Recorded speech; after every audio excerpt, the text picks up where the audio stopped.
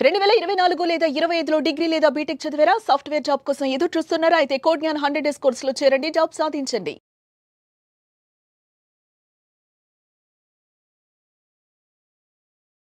నమస్కారం విజయ మేడం. నమస్తే శిరీష.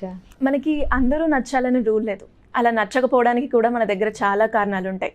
ఆ సిచ్యువేషన్ బట్టో, లేదు అంటే వాళ్ళు మనతో ప్రవర్తించే విధానం బట్టో, వాళ్ళ యాటిట్యూడ్ బట్టో రకరకాల కారణాలు.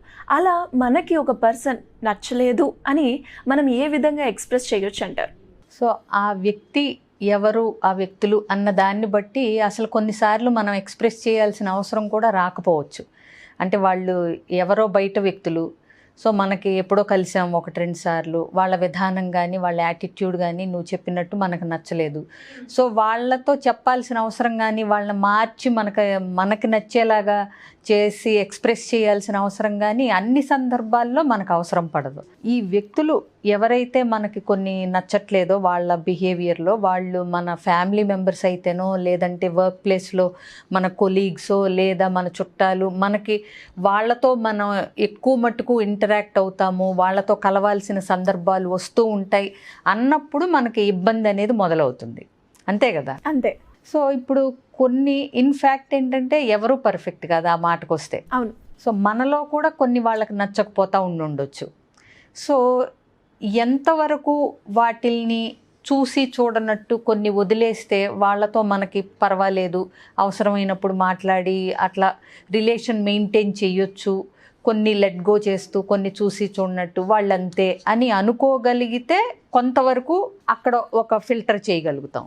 అలా కాకుండా ఇది వీళ్ళల్లో అసలు ఈ లక్షణాన్ని, అసలు ఈ విధానాన్ని, ఈ యాటిట్యూడ్ని అసలు నేను భరించలేకపోతున్నాను, వాళ్ళని చూస్తేనే వాళ్ళతో మాట్లాడాలనిపించట్లేదు, చాలా ఇబ్బందికరంగా ఉంటుంది, కానీ వాళ్ళతో రిలేషన్ మెయింటైన్ చేయాలి అనుకున్నప్పుడు పెద్ద టాస్క్ అక్కడ మొదలవుతుంది. ఓకే. సో అప్పుడు ఏంటంటే అట్లీస్ట్ మనం వాళ్ళకి ఇది ఎట్లా మనల్ని ఇబ్బంది పెడుతుంది అనేది అందంగా కమ్యూనికేట్ చేయొచ్చు. అంటే ఆ గట్టిగా నువ్వు మాట్లాడుతున్నప్పుడు నాకు ఏదో అంటే ఒక రకమైన ఫియర్ లాంటిది వస్తుంది, లేదంటే నేను చులకన చేయబడుతున్నానేమో అని అలాంటి గొంతుతో మీరు మాట్లాడుతుంటే నాకు తెలియని ఒక ఫియర్ లాంటిగా, యాంగ్జైటీ లాగా వస్తుంది. కాబట్టి మీరు నాతో మాట్లాడేటప్పుడు కొంచెం మీ వాయిస్ అనేది సరి చేసుకుంటే నేను కంఫర్టబుల్గా ఫీల్ అవుతానేమో ఆలోచించండి. ఏది వాళ్ళు గట్టిగా కనుక అరుస్తుంటే. ఇది చెప్పగలరు అనేది ఒక ఆర్ట్ ఆఫ్ కమ్యూనికేషన్. అంటే ఏంటి, అవతల వాళ్ళు నొచ్చుకోకూడదు, మనకి వాళ్ళ వల్ల పలానా ఇబ్బంది ఉందనేది తెలవాలి, ఇది ఎట్లా చెప్పాలి అనేది ఒకటి. ఇంకొకటి, మన వైపు నుంచి ఏం చేంజెస్ చేసుకుంటే వాళ్ళ నుంచి ఆ ఇబ్బందులు రాకపోవచ్చు, అది కూడా చూసుకోవాలి మనం. ఓకే. సో కొన్నిసార్లు ఏమవుతుందంటే మన విధానం ఏదన్నా వాళ్ళని ఇరిటేట్ చేస్తానో లేకపోతే చిరాకు పెడతానో ఉండొచ్చు. సో ఫస్ట్ అది కూడా మనం కనుక్కోవాలి.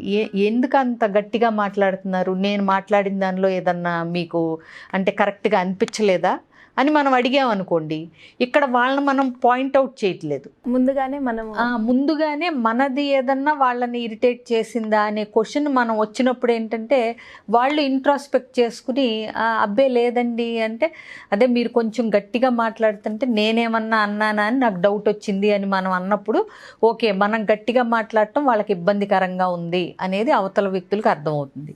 అట్లాగే కొలీగ్స్ స్లోగా కొంచెం ఫ్రెండ్స్ అయినప్పుడు కానీ ఏదైనా సరే కొంచెం బౌండరీస్ సెట్ చేయటం. ఓకే, అంటే ఏంటి, వాళ్ళ వర్క్ మనకి ఇచ్చేస్తున్నప్పుడు ఆ యాటిట్యూడ్ మనకు నచ్చకపోవటం కానీ, లేకపోతే వాళ్ళు చేయాల్సింది మన మీద పెట్టేసి అది నువ్వే చేయాలన్నట్టు కానీ కొన్ని మన మీద తోసేస్తూ ఉంటారు కొన్నిసార్లు.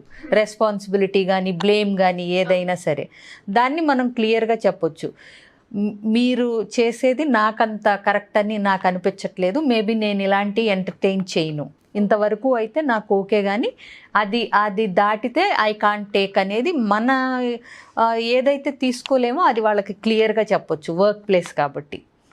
ఇకపోతే కుటుంబ సభ్యులు ఉంటారు, వాళ్ళది అంటే మనం చెప్పాలి, వాళ్ళకి అర్థం చేయించాలి, ప్లస్ దానివల్ల మనకి ఇబ్బంది రాకూడదు, వాళ్ళు హర్ట్ అవ్వకూడదు. ఎందుకంటే వాళ్ళతో రిలేషన్ మనకి పర్మనెంట్ ఎప్పటికీ ఉంటుంది కాబట్టి వాళ్ళతో ఏదో టేక్ ఫర్ గ్రాంటెడ్ అని ఎందుకు అలా అరుస్తావు, నీకు అరిస్తే నచ్చదని ఎన్నిసార్లు చెప్పాను, ఇలా చెప్పే కంటే నువ్వు అరవటం వల్ల నాకు కొద్దిగా ఇన్కన్వీనియంట్గా ఉంటుంది, అదే మెల్లగా చెప్పు అని చెప్పొచ్చు. లేదా 2-3 సార్లు అయిన తర్వాత నువ్వు ఇంకొకసారి కనుక అరిసి చెప్తే తెలియకుండానే నేను కూడా అరుస్తానేమో, తర్వాత మళ్ళీ నన్ను అనకూడదు నువ్వు అరిచావని చెప్పి. ఇట్లా కొన్ని టెక్నిక్స్ అంటే ఏంటంటే, ప్లస్ అవతల వ్యక్తులు అరుస్తున్నప్పుడు వాళ్ళు ఫుల్ పీక్లో కోపంలో ఉన్నారని తెలిసినప్పుడు మనం కొంచెం ఆ టైంలో మాట్లాడకూడదు. తర్వాత ఇందాక నువ్వు ఫుల్ ఎమోషన్లో ఉన్నావని చెప్పి నేను ఏం మాట్లాడలేదు, బట్ నీకేదన్నా కోపం వచ్చినా నాలో నచ్చకపోయినా నువ్వు చెప్పాల్సిన విధానం ఇది అని మనకు ఎలా కావాలో అలా చెప్పాలి. నేను ఇంకోసారి ఇట్లా అరిస్తే దాన్ని ఎంటర్టైన్ చేయదలుచుకోలేదు. నీ కోపం రావచ్చు, సహజం అది, బట్ నీ కోపం వచ్చినప్పుడు నాకు ముందే ఇలా హింట్స్ ఇవ్వు, ఇలా చెప్పు, అలా చెయ్యి అని చెప్పి మనకెట్లా కావాలో అలా చెప్పొచ్చు. అది చెప్తూ అలాగే నాకు కోపం వచ్చినప్పుడు కూడా నేను ఇలా చెప్తాను. ఎందుకంటే మనం కూడా అదే పని చేయాలి కదా. అవతల వాళ్ళకి ఎంతసేపు నువ్వు ఇలా చేయి నాకు బాగుంటుంది, నువ్వు ఇలా అరవకు నాకు నచ్చదు అని చెప్పటం కాదు, నీకు ఎలా కావాలి. ఒకవేళ నాకు కోపం వస్తే నీకు ఎలా చెప్పమంటావు, నాకు అలా నచ్చుతుంది కాబట్టి నిన్ను అలా చెప్పమంటున్నాను. ఒకవేళ నీకేదన్నా నాలో నచ్చకపోతే చెప్పు, నేను కరెక్ట్ చేసుకుంటాను. ఎందుకంటే ఎప్పుడైనా సరే అవతల వ్యక్తిని మనకు తగ్గట్టుగా అంటే కొంచెం మారండి అని అడుగుతున్నప్పుడు మనం కూడా అవతల వ్యక్తులకు తగ్గట్టుగా మార్పులు చేర్పులు చేసుకుని 2 వైపుల నుంచి ఉంటేనే ఏదైనా సరే బాగుంటుంది లైఫ్ ప్రయాణం కానీ ఏదైనా సరే. సో ఫస్ట్ ఆఫ్ ఆల్ అసలు ఆ వ్యక్తులకి చెప్పాలా, వాళ్ళు మనకి జీవితంలో ఎంతవరకు అవసరం అనేది చూడాలి. 2 ఒకవేళ బౌండరీస్ సెట్ చేయగలగాలి. వాళ్ళ బిహేవియర్ మనకు నచ్చకపోతుంటే ఎంతవరకు వాళ్ళని మన ప్రైవేట్ స్పేస్లోకి రానివ్వచ్చు అనే బౌండరీ మనం సెట్ చేసి ఆ బౌండరీస్ వాళ్ళకి చెప్పాలి.